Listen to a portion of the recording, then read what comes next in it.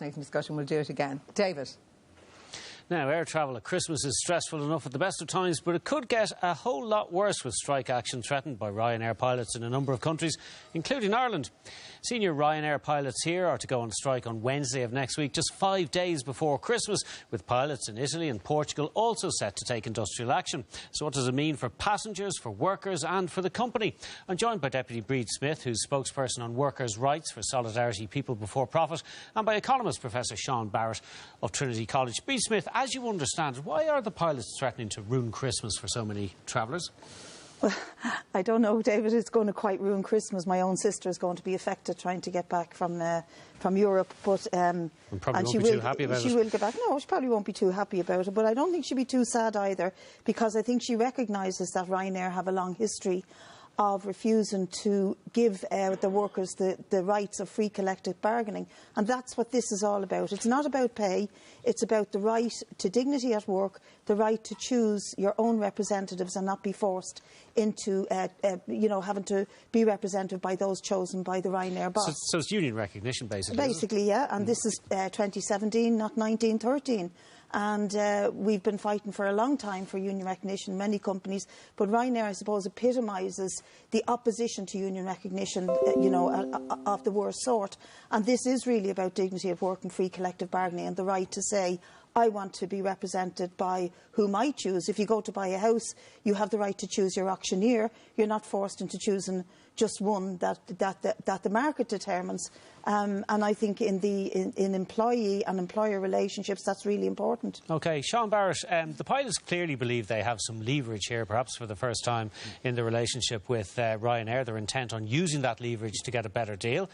That's market forces in action. They're only doing what Michael O'Leary does. Yes, I think that's the economics of it.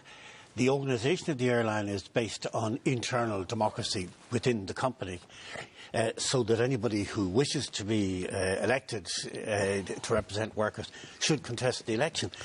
The opposition seems to come from the pilots, or a small proportion of them. They, as you said, do operate in a market economy, and presumably that's how they're paid.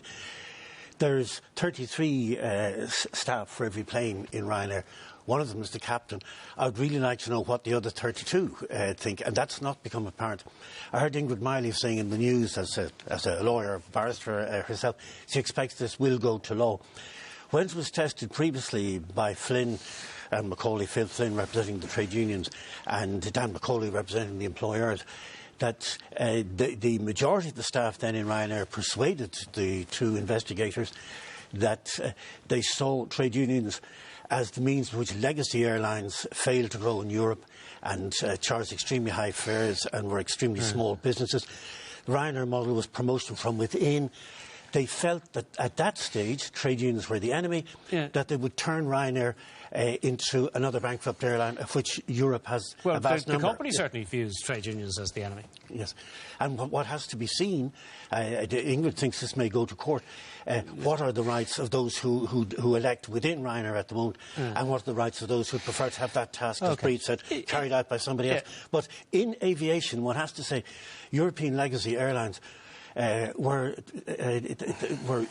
high cost, burdens on the taxpayer, and the trade unions were on the inside of that model. They bear the responsibility, and hence the fear in Ryanair that they could do the same for them. But isn't Michael O'Leary in a difficult position here? Because after the fiasco over the rosters, now he seems to have been given a fool's pardon by the public, by the travelling public over that. But if suddenly there's even the threat of strike action, suddenly Ryanair's reputation for being reliable goes out the window. That's 2 strikes. Yes, and I think there were mistakes made in both the cases. But the success of Ryanair is not just due to the pilots. They have a very high load factor. That requires the staff who aren't pilots to sell all those seats, up to 94%. Sure, but if Ryanair's reputation for not being affected by strike action and not being affected by the sort of fiasco that happened with the rosters, it goes out the window, the model is in trouble, isn't it? The model would fail completely if it became another Lufthansa, another Air France, another British Airways. I chaired a meeting in DCU where they were discussing 30 years of European liberalisation, and the Aer Lingus chief executive was there. Aer Lingus has 12 million passengers. Ryanair is heading to 140 million passengers. You know, going back to the old model is extremely bad news for an outer offshore island.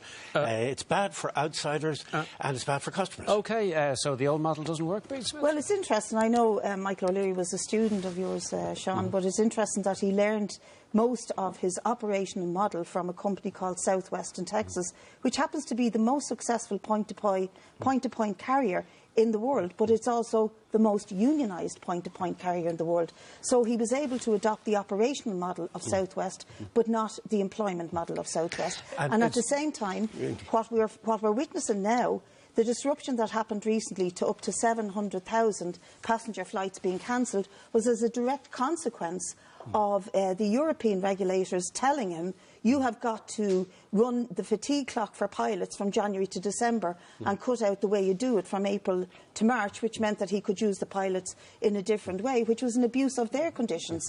So it's not about money.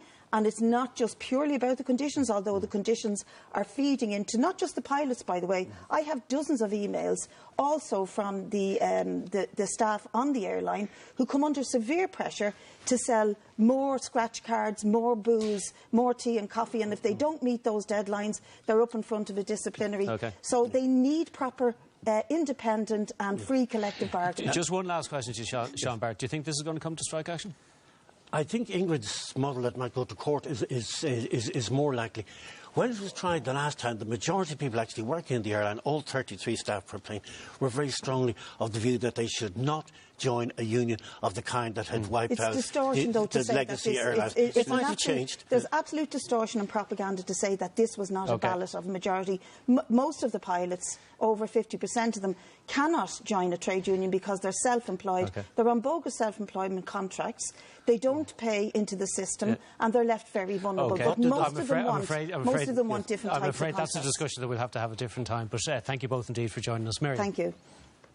Well, in October of last year, news broke that the body of an unidentified